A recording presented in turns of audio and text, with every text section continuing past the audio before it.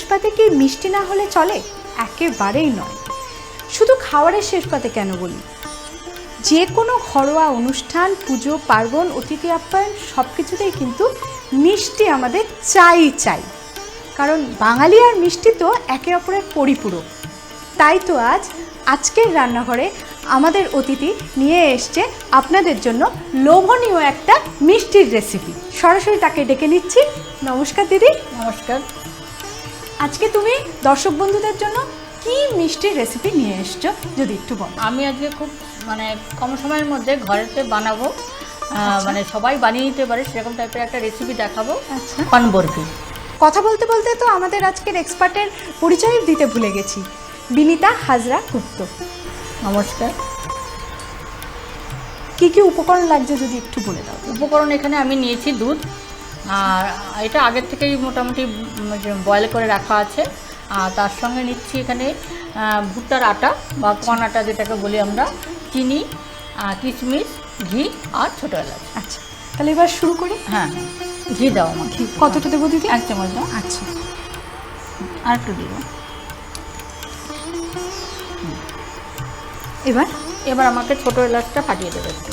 ছোটো এলাচটা ফাটিয়ে কটা দেবো? 2টো দিয়ে দাও।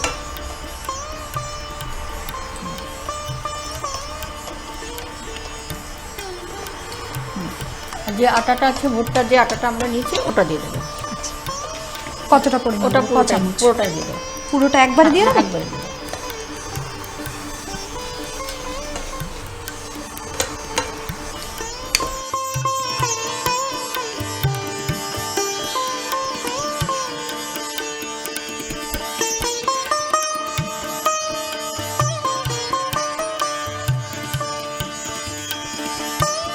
রান্নাটা আমাদের কিন্তু ঘিয়ে হবে। এখানে আমরা ভুট্টার আটাটাকে একটু ভেজে নিচ্ছি। মানে ভুট্টার আটাতেই মিষ্টিটা তৈরি হচ্ছে? ভুট্টার আটাতেই মিষ্টিটা তৈরি হচ্ছে। তুমি আটাটা পুরোটাই দিয়ে দাও এখানে। আমি ঢেলেই দিচ্ছি। ঢেলে দাও। এটাকে আমরা একটু হালকা ফ্রাই করে নিচ্ছি। আচ্ছা, খুব সামান্য।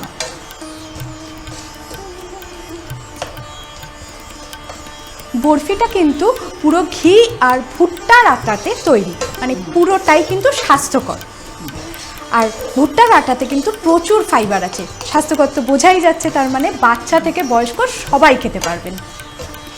এবার আমাদের কি করতে হবে, অল্প অল্প করে দুধটা আমাদের তুমি দিতে থাকবে, আমি এটাকে নাড়াতে থাকবো। আচ্ছা, তুমি বলবে। হ্যাঁ, পুরো দুধটাই দিয়ে দেবে, আমি জাস্ট নাড়াতে থাকবো। 500 গ্রাম দুধ আছে, দুধটাকে আমি পুরোটাই ফুটিয়ে একটু ঘন করে নিয়ে নিচ্ছি। এসছো? হ্যাঁ। আচ্ছা, আর কতটা ভুট্টার আটা? এখানে 1 বাটি মতন ভুট্টার আটা, মানে 100 গ্রাম মতো ভুট্টার আটা। 100 গ্রাম মতো ভুট্টার আটা আর 500 গ্রাম দুধে তৈরি হচ্ছে মিষ্টিটা। চিনিটা আমাকে দিয়ে দেবে। চিনিটা কি পরিমাণ দিদি? চিনিটা দিয়ে দাও। চিনিটা সবাই মোটামুটি নিজের আন্দাজ মতন দেবে, কারণ কে কতটা মিষ্টি খেতে ভালোবাসে সেই পরিমাণ। মিষ্টি তো মিষ্টি হতেই হবে, কিন্তু তবু আপনারা যখন বাড়িতে করবেন নিজের পরিমাণ মতো মিষ্টিটা দেবেন। তুমি হাফটা দিয়ে দাও। ঢেলে দেবো? না, পুরোটা দিতে হবে না। আচ্ছা, এবার কিশমিশটা দিয়ে দেবো। বাহ, খুব সহজেই হয়ে যাচ্ছে।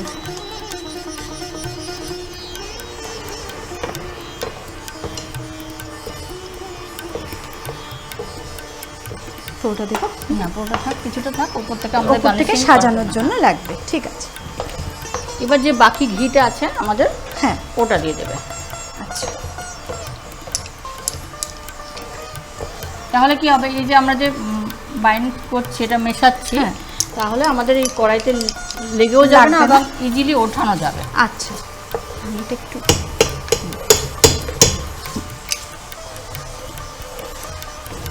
অনেকে কি করে যে বাড়িতে মিষ্টি বানাতে একটা ভয় পায় না? হ্যাঁ, মানে আমরা তো সাধারণত সবসময় কিনেই অভ্যস্ত। কিনে অভ্যস্ত। মানে এটা কি করে কি বলে কি যে বানাতে গেলে অনেকটা টাইম, অনেক সময় কিনে আনবো, কিনে এনে এটা দেখে তো মনে হচ্ছে না সেরকম ইজিলি বাড়িতে বানিয়ে নিয়ে যাবে এবং কোনো গেস্ট আসলেও। তাই আর বাইরে না গিয়ে আপনারাও বাড়িতে বসে একবার ট্রাই করুন, আর অতিথি এলে এটা করে অবশ্যই খাওয়ান। আশা করি আপনারাও খুব প্রশংসিত হবেন।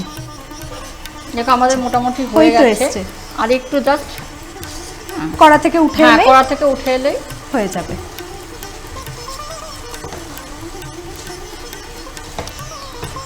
মোটামুটি টাইট হয়ে গেছে। আচ্ছা, এবার এটাকে আমরা ঠান্ডা হতে দেবো। হ্যাঁ, ঠান্ডা হতে দেবো।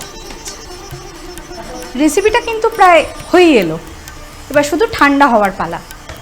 ঘিটাকে আমরা একটু মাখিয়ে নিচ্ছি পেটে। ব্রাশ করে নিলে কি লাগবে না হ্যাঁ প্লেটে। হ্যাঁ, তুমি এটা একটু ধরো।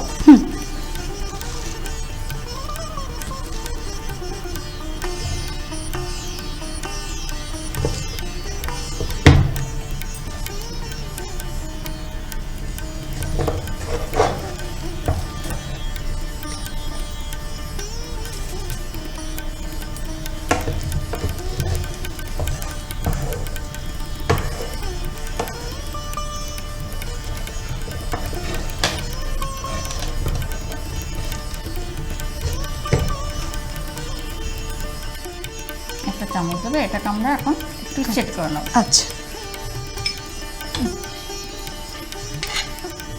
যেহেতু আমরা বরফি বলছি, তাই বরফি আকারে বরফির দিতে আকারে হবে। আমাদেরকে এটাকে এটা তো set অন্য করতে অন্য হবে। আকারেও করা যেতে পারে। হ্যাঁ, যেরকম যে যার পছন্দ পছন্দ মতো আপনারা কিন্তু আকারটা বাড়িতে দিতেই পারেন।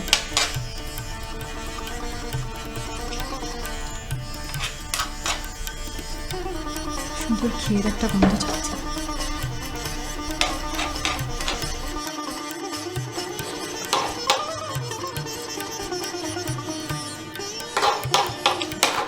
এটাকে একটু সময় নিয়ে একটু চেপে চেপে সুন্দর করে সাজিয়ে দিতে হবে।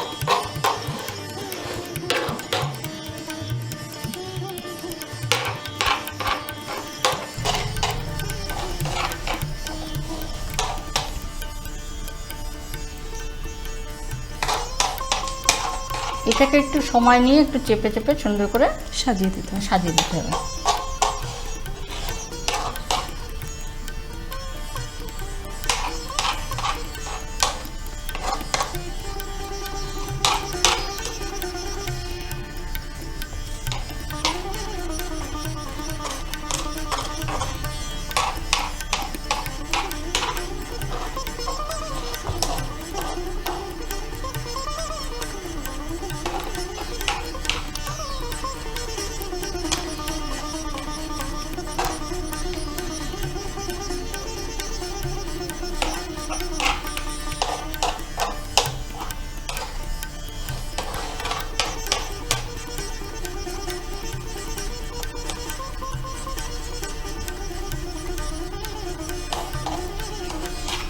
এবার একটু ঠান্ডা হওয়ার পর আমরা এটাকে বরফির আকারে বরফির আকারে কেটে কেটে নেওয়া নেব। হবে। এখন তাহলে শুধু ঠান্ডা হওয়ার অপেক্ষা, তারপরেই বরফির আকারে মিষ্টি একেবারে রেডি। এবার আমি বরফির শেপে এটাকে কেটে নিচ্ছি।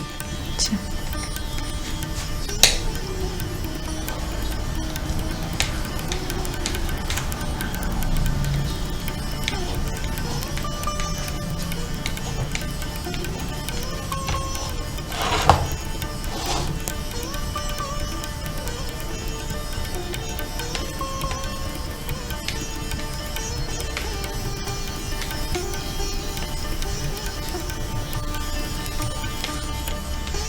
বাহ, খুব সুন্দর শেপটা হচ্ছে, দেখেই কিন্তু খেতে ইচ্ছা করছে।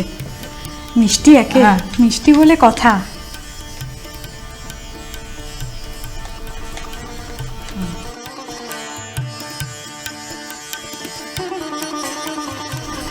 আমাদের কর্ন বরফি রেডি হয়ে গেছে। কর্ন বরফি কিন্তু একদম রেডি। আপনারাও কিন্তু বাড়িতে খুব সহজেই ঘরোয়া উপকরণে অল্প সময় আপনাদের অতিথিদের জন্য আর বাড়ির ছোট্ট সদস্য থেকে বাড়ির সকলের জন্য এই মিষ্টিটা ট্রাই করতে পারেন, কর্ন বরফি।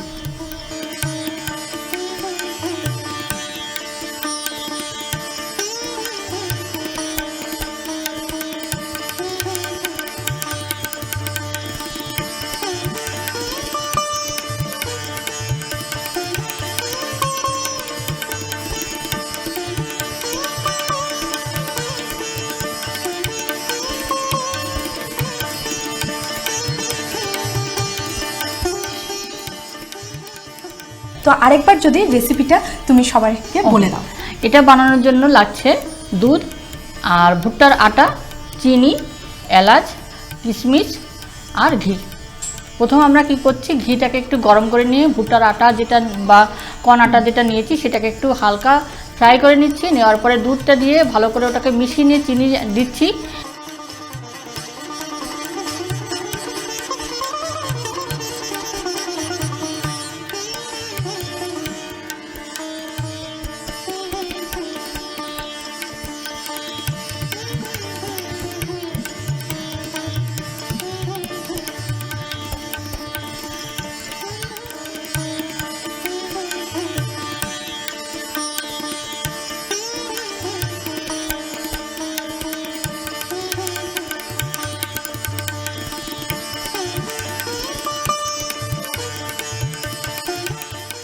চিনিটা দেওয়ার পরে যখন চিনিটাও মেল্ট হচ্ছে, মেল্ট হওয়ার পরে কি হচ্ছে, আমরা এটাকে পুরো একটা মাখামাখা একটা ব্যাপার, একটা ডো বানিয়ে ফেলছি। বানিয়ে নেওয়ার পরে সেটাকে আমরা একটা প্লেটে ঘি ব্রাশ করে নামিয়ে এটাকে আমরা ঠান্ডা করে বরফির আকারে কেটে নিয়েছি।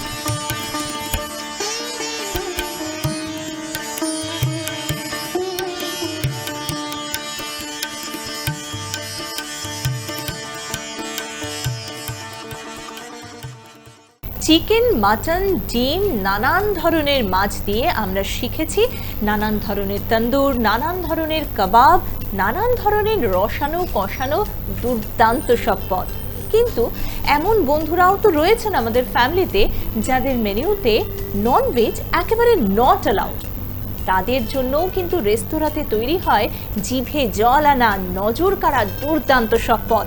আর সেই সব পদ নাকি আবার খুব সহজে বাড়িতেও বানিয়ে ফেলা যায়। এমনটাই বলছেন আমাদের আজকের অতিথি। আমাদের আজকের অতিথি হলেন একজন শেফ, যার হাতের ছোঁয়ায় আমরা শিখে ফেলবো দুর্দান্ত একটা নিরামিষ পদ। তিনি হলেন শেফ দেবজিৎ ভদ্র। আসুন পরিচয় করে নিই। নমস্কার। নমস্কার, very warm welcome to our show আজকের রান্না। আজ আমরা কি শিখছি? আজকে যেটা আমরা করছি সেটা হচ্ছে ছানার পাতুরি। ছানার পাতুরি। ছানার পাতুরি নামটা শুনেই বেশ জিভে জল চলে আসছে না? পাতুরি ব্যাপারটা আমরা অনেকটা মাছের সাথে খুব চেনা জানা আমাদের, কিন্তু ছানা দিয়ে পাতুরি সেটা কিভাবে? খুব টাফ কি? না, খুব টাফ নয়। আমরা ননভেজের মধ্যে যেমন মাছের পাতুরি, হ্যাঁ, ইলিশ মাছের পাতুরি, ভেটকি পাতুরি, তো আমরা সবাই অভ্যস্ত। হ্যাঁ। তো ছানার পাতুরি বলতে আমরা বাড়িতে যে ছানা খাই সেই ছানাটাকে জমিয়ে রেখে আমরা পনিরের মতো তৈরি করতে পারি, বা যদি ছানা নাও পাওয়া যায়, পনিরটা খুব অ্যাভেলেবেল মার্কেটে, আমরা পনির দিয়েও করতে পারি। বাহ। প্রথমেই তাহলে আমরা দেখে নিই ছানার পাতুরি বানাতে কি কি উপকরণ লাগছে। কি কি উপকরণ লাগছে? এর জন্য লাগছে, প্রধান উপকরণ যেটা লাগছে সেটা হচ্ছে ছানা বা পনির। তার সাথে লাগছে হচ্ছে হলুদ সর্ষে, কালো সর্ষে, টক দই, কাঁচা লঙ্কা বাটা, নারকেলের দুধ, নুন আর হলুদ সর্ষের তেল। বেশ, আমি একটা ব্যাপার ক্লিয়ার করে নিই। এই যে আমি এখানে দেখতে পাচ্ছি কালো সর্ষে এবং সাদা সর্ষে, এই দুটোকে একসাথে আমরা বেটে রেখেছি। হ্যাঁ, এই দুটোকে একসাথে বাটার জন্য আমাকে যেটা করতে হয় সেটা হচ্ছে যে আগে থেকে ভিজিয়ে রাখতে হয়। এর মধ্যে কিছুটা আমরা নুন, হলুদ আর কাঁচা লঙ্কা দিয়ে আমরা ভিজিয়ে রাখি, তারপরে এটাকে আমরা পেস্ট করি। কতক্ষণ ভিজিয়ে রাখবো? মোটামুটি ধরুন half an hour to 45 minutes এটাকে ভিজিয়ে রাখতে হয়। বেশ, আধ ঘন্টা থেকে 45 মিনিট ভিজিয়ে রেখে আমরা বেটে নেব। এটাই মনে হচ্ছে আসল উপকরণ। প্রথমে কি করতে হবে? প্রথমে যেটা করতে হবে যে পনিরটাকে আমরা বা ছানাটাকে আমরা এরকম স্কোয়ার সাইজে কেটে নিতে পারি। তার আগে পাতুরি করার জন্য যে একটা প্রধান উপকরণ লাগে সেটা হচ্ছে কলা পাতা। কলা পাতা। কলা পাতাটাকে আমরা স্কোয়ার করে কেটে নিই, আচ্ছা। এবং কলা পাতার উপরে যে ডাঁটিটা থাকে সেটাও বাদ দিয়ে দিই। দিয়ে কলা পাতাটাকে এরকম স্কোয়ার করে কেটে জলে আমরা সিদ্ধ করে নিই, করে ঠান্ডা করে নিই। বেশ, গরম জলে দিয়ে সেদ্ধ করে নেব। হ্যাঁ, যাতে জাম না থাকে। যাতে জাম না থাকে, এবং কলা পাতার যেটা কাঁচা থাকলে পরে কলা পাতার মধ্যে কলা পাতা মানে সহজে ভাজ হয় না, তো সেটা একটু ফেটে যাওয়ার সম্ভাবনা থাকে। জল দিয়ে ফুটিয়ে নেওয়ার পরে দেখো কলা পাতাটা নরম হয়ে যায়, এর মধ্যে কালারও যায়নি, কিছুই যায়নি, ভালো করে পরিষ্কার করে আমরা এটাকে সিদ্ধ করে নিয়েছি, বেশ, নিয়ে ঠান্ডা করে নিয়েছি। তো এবার ছানার পাতুরি করতে গেলে যেটা আমাকে সবার প্রথম করতে হবে সেটা হচ্ছে আমি আগে সর্ষে বাটাটা নেব। সর্ষে বাটাটা নেব। হ্যাঁ, আমি একটু হেল্প করে দিই। এখানে হ্যাঁ, রয়েছে কালো এবং সাদা সর্ষে বাটা। এটা কি অনেকটা বেশি পরিমাণে লাগছে? একটু আমাকে বেশি পরিমাণে দিতে হবে, তার কারণ হচ্ছে যে আমি কি কতটা আমি ছানার পাতুরি বা ছানা বা পাতুরি বানাবো তার উপর পরিমাণ মতো আমাকে ঠিক দিতে আছে। হবে। এইবার এর সাথে দেব হচ্ছে আমি টক দই। টক দই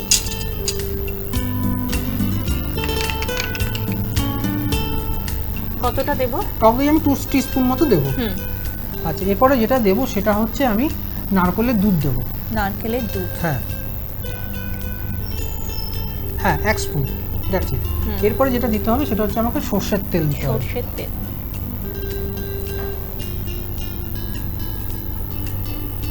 হ্যাঁ এর মধ্যে দেবো হচ্ছে আমি হলুদ গুঁড়ো। হলুদ গুঁড়ো। হ্যাঁ অল্প পরিমাণ। হ্যাঁ আর নুন। নুন। হ্যাঁ কিন্তু অনেকে ঝাল বেশি খায়, অনেকে সর্ষের একটা নিজস্ব একটা মানে ঝাঁঝ থাকে। ঝাঁজ থাকে, তো এর মধ্যে সর্ষের তেলও আছে, তো অনেকে যদি সেই ঝাঁজটার সাথে যদি আরো একটুখানি মানে বাইরে থেকে অ্যাডিশনাল ঝাল আমি করতে, চাই, তার জন্য আমি চাই। আমরা কাঁচা লঙ্কা পেস্ট দিই। কাঁচা লঙ্কা বাটা। হ্যাঁ আহা, হ্যাঁ পাতুরিতে একটু ঝাঁঝ হবে না, ঝাল হবে না, হ্যাঁ। কি করে হবে? আর ব্যাস দেখো। ব্যাস এবারে আমরা এই মিক্সচারটাকে ভালো করে মিশিয়ে নেব। হ্যাঁ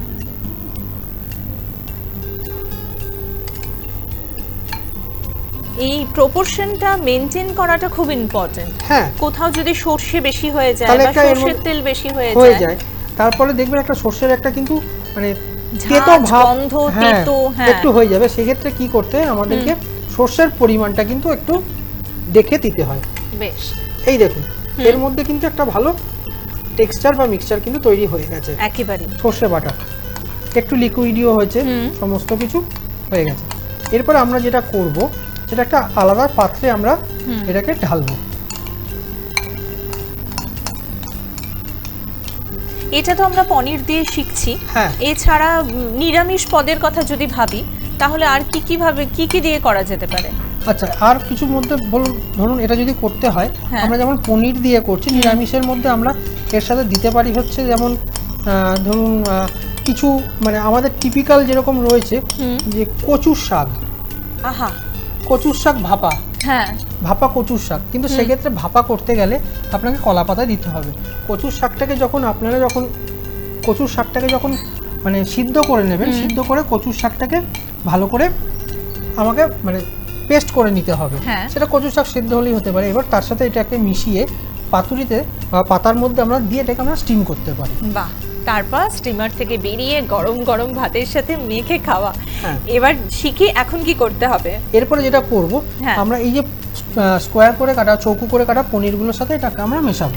বেশ, মিশিয়ে দিন।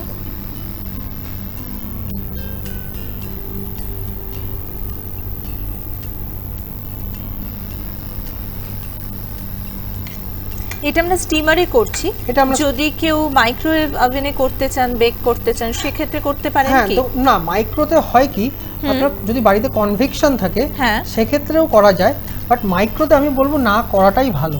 তার কারণ হচ্ছে মাইক্রোতে করলে পরে কিন্তু পুড়ে যাওয়ার সম্ভাবনাটা আচ্ছা। থাকে, হ্যাঁ। কিন্তু স্টিমারে করলে পরে যেটা হবে, প্রথম কথা হচ্ছে যে স্টিমারে করলে এটা একটা আলাদা একটা গন্ধ বেরোবে, তো মাইক্রোতে আপনার সেই গন্ধটা আপনি সেই পাবেন গন্ধটা না, আমরা পাই না। হুম। তো এটাকে আমরা প্রথমে ভালো করে মিলিয়ে নেব। হুম। দুদিক থেকেই আমরা এটাকে ভালো করে মিলাবো।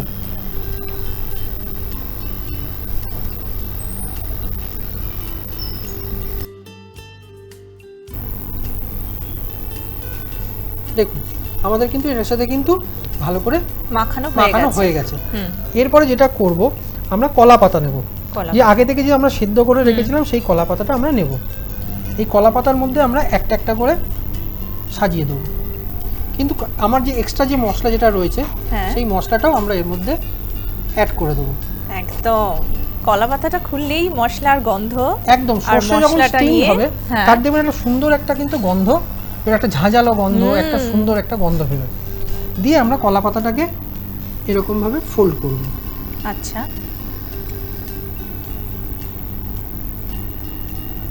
এরকম ভাবে ফোল্ড করলাম। বাহ, ভীষণ ইজি। হ্যাঁ, কলা পাতাটা দেখুন, আপনি একটা কাঁচা কলা পাতাকে যতটা না সহজে আপনি ফোল্ড করতে পারবেন, একটা সেদ্ধ হওয়া কলা পাতাকে কিন্তু অনেক সহজে ফোল্ড করা যায় একেবারেই বা ভাঁজ করা যায়, সহজ, একদম সহজে ওটা হয়ে গেল। এরপরে আমরা যেটা নেব, আরেকটা কলা পাতা নেব। আমি একবার ট্রাই করতে চাই। নিশ্চয়ই।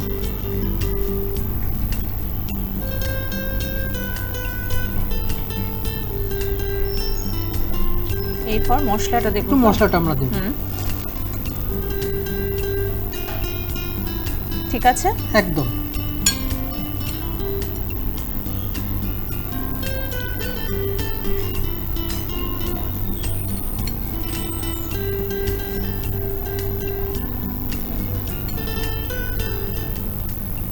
হ্যাঁ, এই হয়ে গেল। এবার এটাকে আমি স্টিম করব। হ্যাঁ, তো স্টিম করার জন্য আগে আমরা বাড়িতে প্রেসার কুকারও ইউজ করতে পারি, বা আমরা কড়াইতে জল দিয়ে আমরা টিফিন বক্সের মধ্যে দিয়েও আমরা এটাকে স্টিম করতে পারি। বেশ।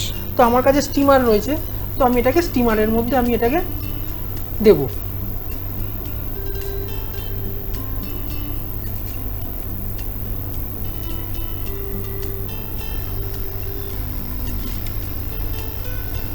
দিয়ে আমি এটাকে স্টিমারটাকে ঢেকে দেবো। আগে থেকে স্টিমারটাকে গরম করে রাখলে পরে কি হয়, যে জলটা অনেক তাড়াতাড়ি গরম হয়ে যাবে এবং এটা হতে একটু সময় লাগবে। মোটামুটি ধরে রাখুন এটাকে স্টিমে দিতে হবে 10 থেকে 15 মিনিট। মাত্র 10 থেকে 15 মিনিট।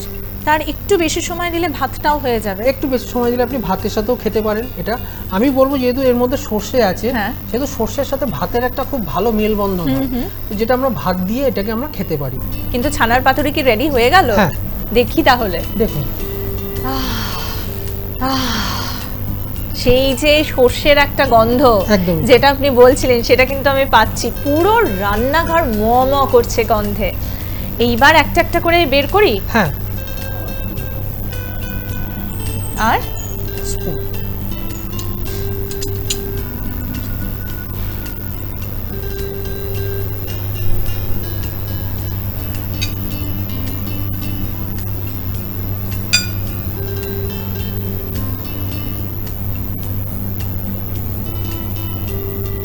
বেশ ভালো একটা গন্ধ বেরোচ্ছে। আহা, কলা পাতাটা খুলতে খুলতে বোঝার উপায় নেই এটা ভেটকি মাছের পাতুরি নাকি ছানার পাতুরি। আহা, আপনাকে অনেক অনেক ধন্যবাদ এত সুন্দর একটা রেসিপি আমাদের সাথে শেয়ার করার জন্য। আর বন্ধুরা, এই সুন্দর ছানার রেসিপি আজকেই কিন্তু বাড়িতে বানিয়ে ফেলা চাই। আর বাড়ির লোকের ফিডব্যাকটাও সেটাও চটপট জানিয়ে দেবেন। আপাতত আমি বিজি হয়ে যাচ্ছি স্টিমড রাইস আর ছানার পাতুরির সাথে। খুব ভালো থাকবেন, সুস্থ থাকবেন আর দেখতে থাকবেন আজকের রান্না। নমস্কার।